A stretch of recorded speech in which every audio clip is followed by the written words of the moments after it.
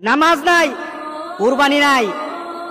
যে ব্যক্তি নামাজ পড়ে না, যে ব্যক্তি নামাজ পড়ে না, কুরবানি তার কোনো সফলতা আনবে না, কুরবানি তার জন্য সফলতা বয়ে আনবে না। নামাজ নাই, কুরবানি হবে না তার। নামাজ ছাড়া কুরবানি হবে না, এটাই ধারাবাহিকতা। ইন্না আতাইনাকাল কাউসার ফাসাল্লি লিরাব্বিকা ওয়ানহার। নামাজ আগে, কুরবানি পরে। আর আমাদের সমাজে এমন মানুষ আছে নামাজ পড়ে না, কিন্তু লক্ষ লক্ষ টাকা দামের কুরবানি ছাড়ে না। তার মানে কি? সে দিন বুঝে না, সে ইসলাম বুঝে না, মুহাম্মদ সাল্লাল্লাহু আলাইহি সাল্লামকে দেওয়া আল্লাহর ঘোষণাও জানে না, ইব্রাহিম আলাইহিস সালামকে দেওয়া সেই কুরবানির নীতি জানে না। এই কুরবানি তার জন্য কোনো সফলতা বয়ে আনবে না।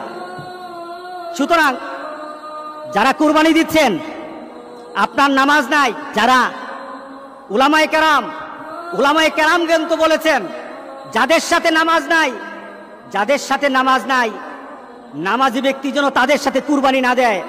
কারণ বেনামাজির কুরবানি হবে না।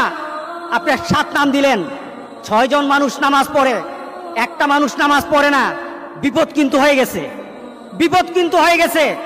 কারণ 6 ব্যক্তির অংশটা কিন্তু আরেকজনের সাথে সংযুক্ত হয়ে আছে। ওই ব্যক্তির বেনামাজি হওয়ার কারণে উলামায়ে কেরামের মতামত, সব উলামায়ে কেরামের মতামত, নামাজ যার থাকে না কুরবানি তার হয় না। সুতরাং নামাজ ছাড়বো না।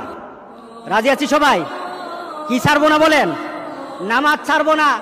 নামাজ কায়েম করার পর আপনার কুরবানি, আপনার রোজা, আপনার হজ, আপনার ইবাদত, সকল কিছু নামাজকে দিয়ে মানদণ্ড করা হবে। আগে নামাজ, এরপরে সকল ইবাদত। এটাই হবে মুসলমানদের ধারাবাহিক আমলের নিয়ম। যাদের সাথে নামাজ নাই, আজকে চলুন তওবা করি। আজকে তওবা কবুল হবে, আজকে আল্লাহ মাফ করে দিবেন, আজকে আমাদের গুনাহগুলি মাফ করে দিবেন। আজকে তো আমরা এমন ভাবে আল্লাহর কাছে বলবো, মাবুদ তোমার আরাফাতের ব্যক্তিগুলি আরাফাতে কেঁদেছে, এদের মনে কিন্তু সুখ ছিল না, এদের মনে কিন্তু আনন্দ ছিল না। কারণ আরাফাতের ময়দানে 10,000 মানুষ থাকে না।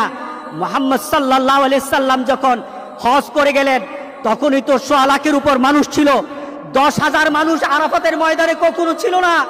আজকে 10,000 মানুষ তারা ওই আরাফাতের ময়দানে কেঁদে কেঁদে বলেছে, মাবুদ আমরা তৃপ্ত নই। কারণ যেখানে থাকার কথা ছিল 40 থেকে 50 লক্ষ মানুষ, যেখানে 50 লক্ষ মানুষ আল্লাহর দরবারে কাঁদার কথা ছিল, সেখানে 10,000 মানুষ তাদের আবেগটুকু দিয়ে আল্লাহর দরবারে কেঁদে কেঁদে বলেছে, মাবুদ এই দুনিয়া থেকে তুমি মেহেরবানি করে বিপদ দূর করে দাও, গোটা পৃথিবীর মানুষকে স্বাভাবিকভাবে হজ করার মতো তৌফিক দান করে দাও। তাদের ডাক হয়তো কবুল হয়ে যাবে। আমাদের বিশ্বাস, তাদের ডাকের কারণে হয়তো আল্লাহ আমাদেরকে মাফ করে দিবেন। আজকে চলুন আমরা আল্লাহর দরবারে বলি, আজকে কয়টা মাস হয়ে গেল? আজকে প্রায় 6টা মাস আমরা যেন একটা নতুন পৃথিবীতে বাস করছি। যেই নতুন পৃথিবী সম্পর্কে আমাদের কোনো ধারণা নেই।